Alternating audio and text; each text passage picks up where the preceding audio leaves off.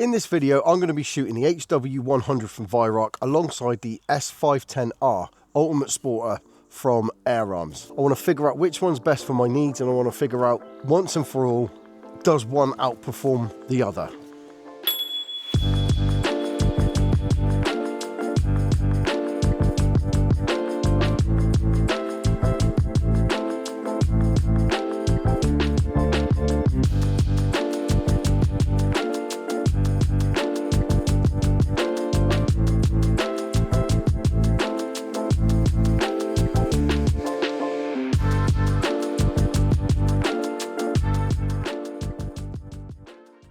Welcome to or welcome back to the channel, whichever one it is. As always, I'm just very glad that you're here. Now, come on. When I got this rifle, people told me that you couldn't beat it. When I got this rifle, people told me that you couldn't beat it. I want to know whether or not they could beat each other. Now, this is my HW100. I've had this for a while now. I absolutely love this rifle. Everything that I've pointed at and shot, if I've missed, it's been my fault. It ticks all the boxes for me, especially when it comes to hunting. It's lightweight. It's really easy to shoulder. It's just great. It's just an absolutely brilliant one. But then this thing came along, and come on.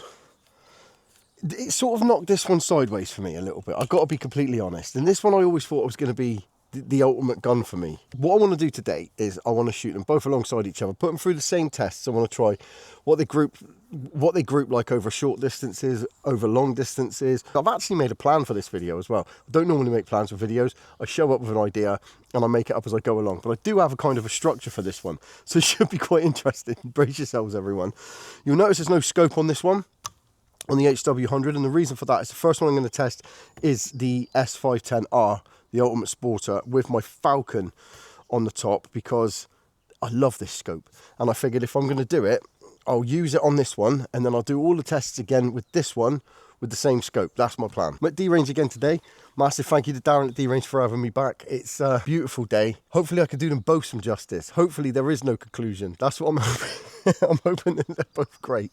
But let's go and have a chat about them. Let's go set ourselves up inside, and we'll have a little bit of a walk through them both. Anyone who knows air rifles knows that Arms and Weihrauch are two massive names in the game, like huge names. And these are basically, I suppose, if you take the stocks out, action wise, these are each other's version of each other's rifle. So this is a 177, it's a regulated PCP rifle, exactly the same as the HW100, same horse, different jockey. Both a side lever, both regulated, as I said 78 times. The stock on this has way more function than the stock than the other stock. It's got an adjustable butt pad. It's got a raise and lowerable cheek piece, which I've actually used, and it's actually really good. It's set where my cheek needs to be. Absolutely love this. Very easy to use as well. Laminate isn't for everyone. It is for me. Absolutely love the look of this. I know it's a Marmite thing. Some people love it, some people hate it. The other thing that really does sell it to me is underneath, you got this rail. It's called like a urinary tract infection rail, or something like that, a UTI rail. I think that's what it's called. But I can put a hamster in there for the HFT, so that's a plus for me. The gauge on these is, it doesn't have a needle, the green or red, which I thought was a bit weird, but then when Bryn explained how it worked, I actually really like it. But all of that is just the stock, so that's just the features. And what I'm going to also cover today with my list that I've got here, I'm going to charge them both up, get them both up to 200, and then shoot all the way down through on the chrono and come up with a when they start to drop off sort of thing. Accuracy over distance, they're both going to be zeroed at 35, and I'm going to shoot out to 50, and then I'm going to see how many shots it takes me to hit the ringers, because I want to shoot the ringers. It's as simple as that. Then we're going to talk about overall feel, how I feel about it. This isn't, by the way, if you're new to the channel, I don't do gun reviews. This isn't a review. I own both of these rifles. They're both mine. And I genuinely, if I wasn't making this video now, I would genuinely want to know the answer to these questions. I'm a bit nervous about it, to be honest. I don't want to fall out with anyone. I'm going to crack on with it now. What I'm going to do is I'm going to pump it up, get it to 200 with the chrono on, and then I'm just going to shoot it at 35. I'm going to shoot several different groups at 35 with the same pellet and see how long it takes for it to come down. You know what I'm talking about. I'll show you all the bits after. Let's have a look. Now, one of the things worth noting, I find this one, as with all Arms, with my S410 as well, I don't think that the fill-in is as convenient as it could be. I think that's one thing that does fail for me. I say fail, just let it down a little slightly, because now I have to lay it down like this so I can see what's going on. I don't like laying my guns on the side anyway. I'm not very keen on it. I don't like knocking scopes about, that sort of stuff. And the T-piece part on all air arms at the moment, or most air arms, I don't find to be the most convenient. Just saying.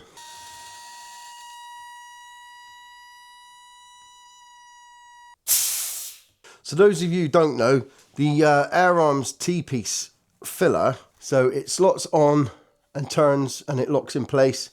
I mean, it works fine, don't get me wrong.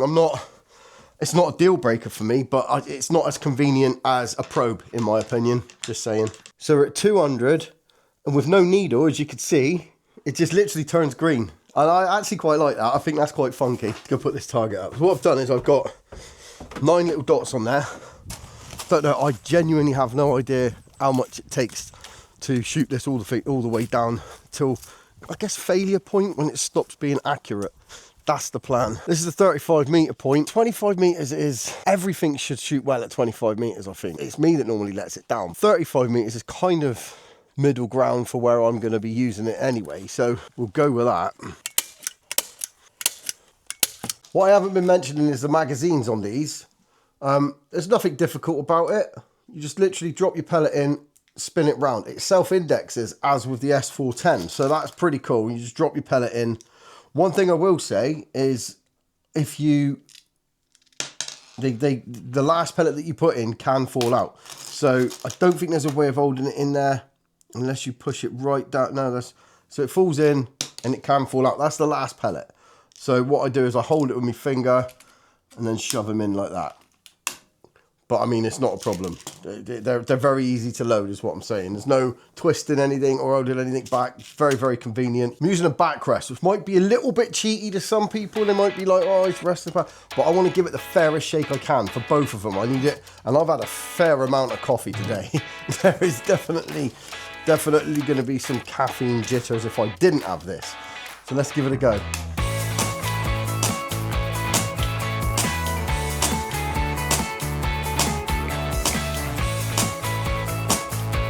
Wily ones in there. I'm not really sure what happened now. I know that it is really good with these Diablo heavies.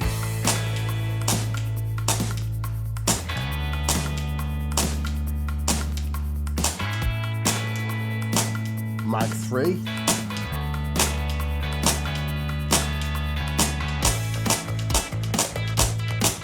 Mag 4.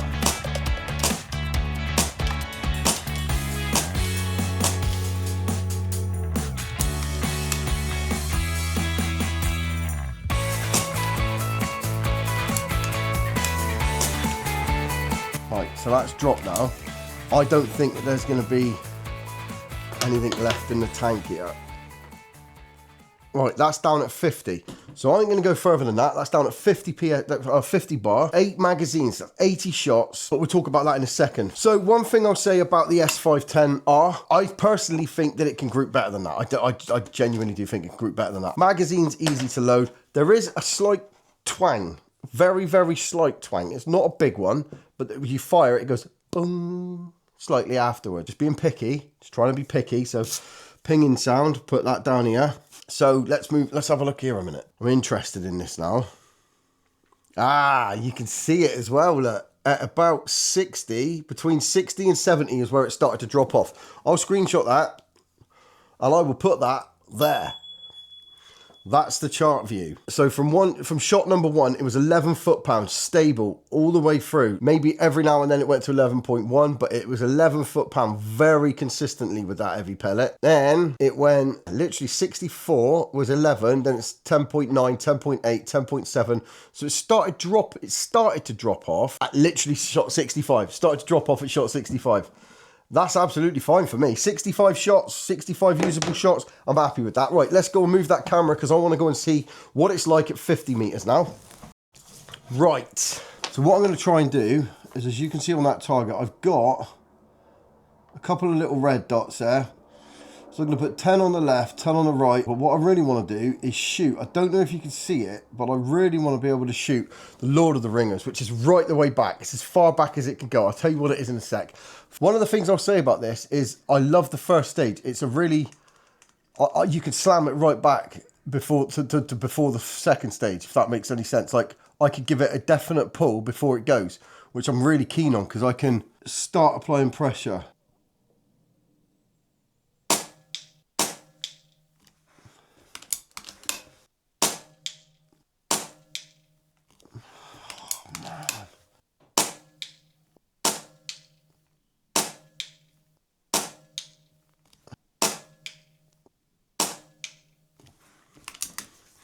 Right. Gonna do another 10. How is it groups better if not better over 50 meters? Don't get excited. Just calm down, everyone. Don't get excited just yet.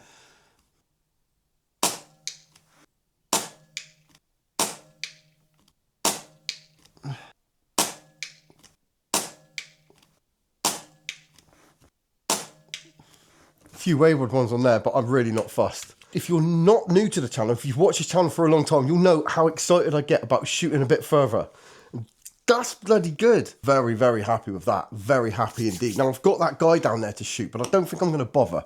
I think what I'm going to do is I'm going to go and move that camera up to the ringer now, and I'm going to use the rest of the gas that I've got in this, the rest of the shots that I've got. Rather than trying to shoot that guy now, I want to see how many it takes to hit a 5mm hole, 5mm hole at 50 meters. I'm really genuinely excited about this. 53.2. So from the muzzle, that's 54 meters. 54 meters. I'll put here what that is in yards. Do that in header ads so that people who do it in old money, they know. I'm just going to keep shooting this now until I hit that 5mm hole. It's a 5mm hole at 54 meters.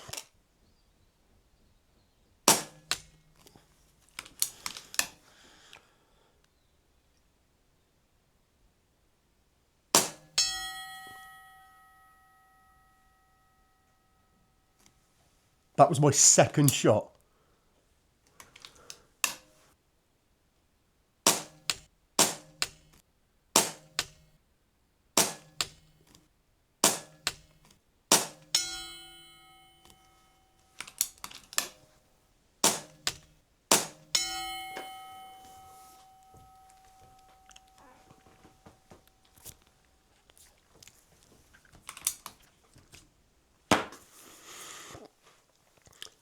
Right. I hit it 3 times. So in 10 shots, I hit it 3 times. That's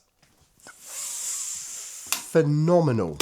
Don't get better than that. Right, I'm just going to keep myself calm because now I'm going to move on and start. Like, let's talk about the finer points of shooting this for a sec. Loading the magazines, absolutely fine. Looks wise, it's a 4 out of 5 for me. Absolutely no question about it. Fill wise, it lost a point because I don't find that the most convenient way to fill it. I just don't. I think a probe's a lot easier. I think just popping a probe straight in, you can't really fault that. This is a lot of twisting and contortion. I don't think it's very good for your whip either, just saying. So it lost a point for that. Shot count 65 before it started to fall off, so that was pretty good.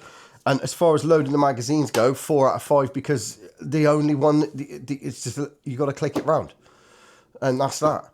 But shooting it is, we'll talk about that at the end. But I'm happy with that. I'm happy with that. Oh yeah, ringer. Lord of the Ringer, 3 in 10. That was amazing. Right, let's get this scope off. Let's start on to the other one now. Let's go and have a look.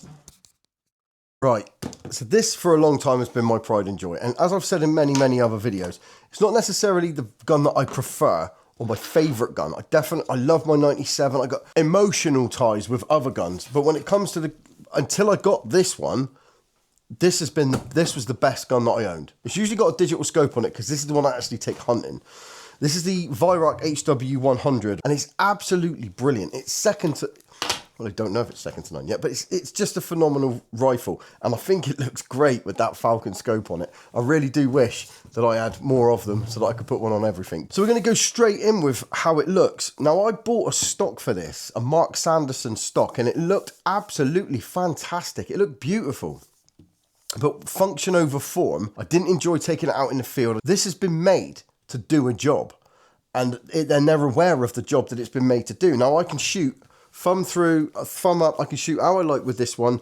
The stock is very basic. I mean, it's got a great grip on it. Its shoulder's absolutely fantastic. I absolutely love everything about it. The only issue that I've got is straight up looks.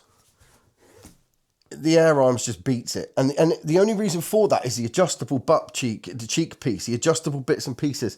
Everything on there is, you can tailor it to you. Luckily, this one does fit me, but that one in the hand feels better. It just does. And I wish it wasn't the case, but it is. When it comes to looks alone, this one's a 3, unfortunately. It's going to have to be.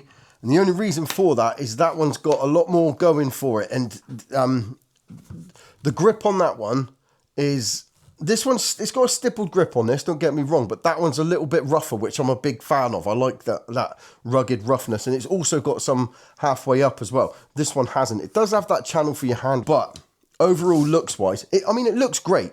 It's a beautiful looking rifle, but that's almost a piece of art in my opinion. It's not to say I think this one's ugly, just saying. So what I'm going to do is I'm going to fill this one up now, 200, like the same as last one, same as I did with that one. Fill it up to 200. And we'll take it from there. A lot of people got a problem with having a dial in front. Now, unless you're going to be putting your face in front of it, I don't see an issue with having a dial in the front. I don't have to look down the barrel of the gun. I don't see it that big a problem. What I will say as a bonus is I can literally drag it to the edge of the table, shove the probe straight in, and I can see what's going on.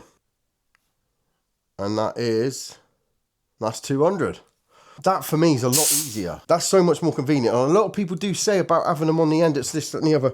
But just don't put your face in front of it. You can see it perfectly well from here. I don't know why people are putting their faces in front of the barrel. So from a fill perspective, +1 on that one, purely because I find that so much more convenient. You don't have to move the gun around. You have to lay it on its side, all of that kind of malarkey. Let's move on then to loading the magazine. These magazines are insanely easy to load. There's nothing mechanical about them. They've got an O-ring around the outside of it, which holds the pellet in place. You can load it upside down. You can put it on the deck and load it on the floor. They are just a lot more convenient to load. The only problem that I have, and this isn't really a problem to be fair, this is more of a me issue. So when you slide that into there, you have to engage the indexing mechanism. If you forget to do that, you're just firing through the same hole. But with that said, that's loaded. You can't double load this thing.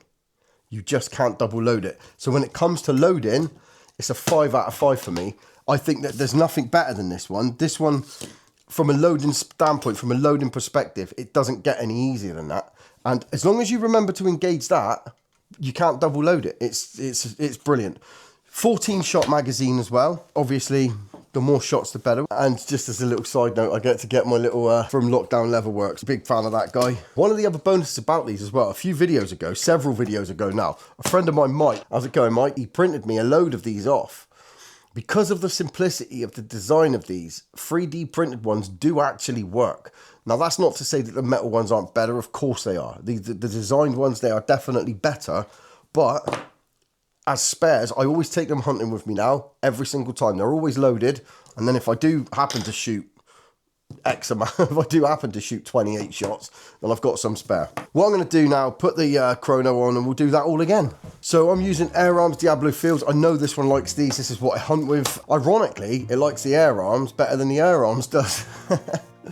Right, I'm just going to go for it. Now I've sped this piece up for your sake.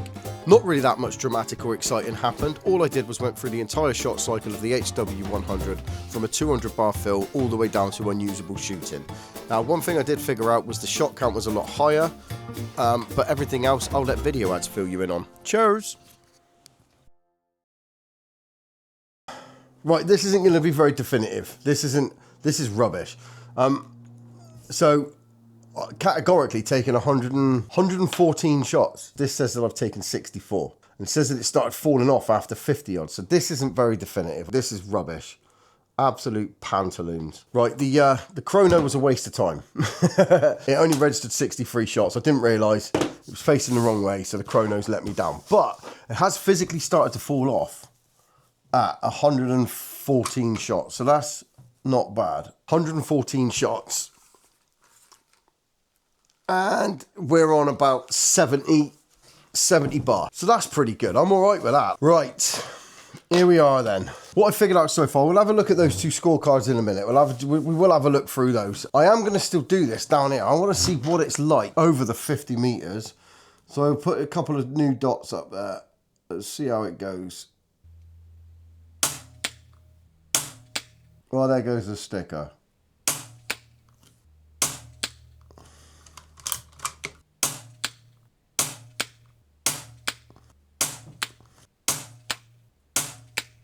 Okay, so that's 10. You've got to remember as well, this is over 50 meters. It's a hell of a long way to shoot.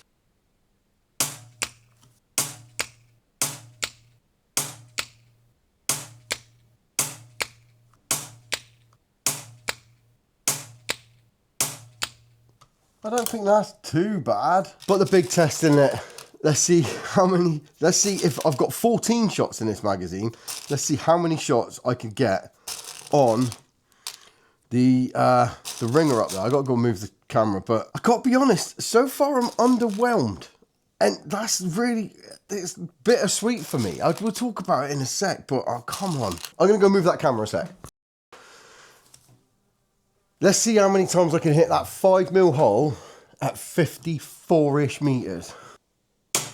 Let's put some pellets in the gun and then see how many times I can hit that 5mm hole at 50 odd meters.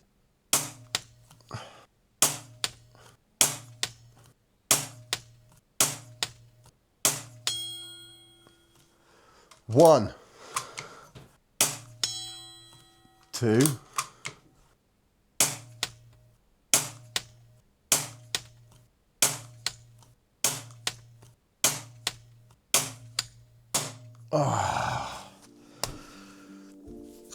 so that's 2 in 14. The other one did 3 in 10. Right, we need a conclusion. Come on, let's have a think. Okay, so full disclosure, I didn't record any sound at this point. There was a whole section as well where I talked about how comparable the two rifles were. We talked about accuracy, mostly, in this section. I showed off both of the shot cards as well so that you could get a better feel for the HW100 versus the S510. And as you can see, although the groups aren't very good, that's down to me. The guns themselves are very comparable in accuracy, I think you can agree. So trying to come to some sort of conclusion as to which one was more accurate than the other, side by side, it was very difficult to tell, if I'm being completely honest. So I'll take a photo of that one quickly and then we'll talk about it. So I'll take that photo there and I will put it there. So as you can see on the two side ones, that was the HW100 and the two at the top were the S510. There's a little bit of wind here today, but there's not much in it. There just isn't much in it. When I look at the size of the groups on there, so when it comes to accuracy, it's really, really difficult. But if I was biased at the start of the day, I would have said the HW100 was going to be better. From a shooting perspective, for me, the S510 is better to shoot. It just is. Like I say, there's nothing really that conclusive about any of this, but I wanted to shoot them alongside each other so that I could decide for myself. And I think, as much as I love the HW100, I genuinely do, the S510 to shoot is just better.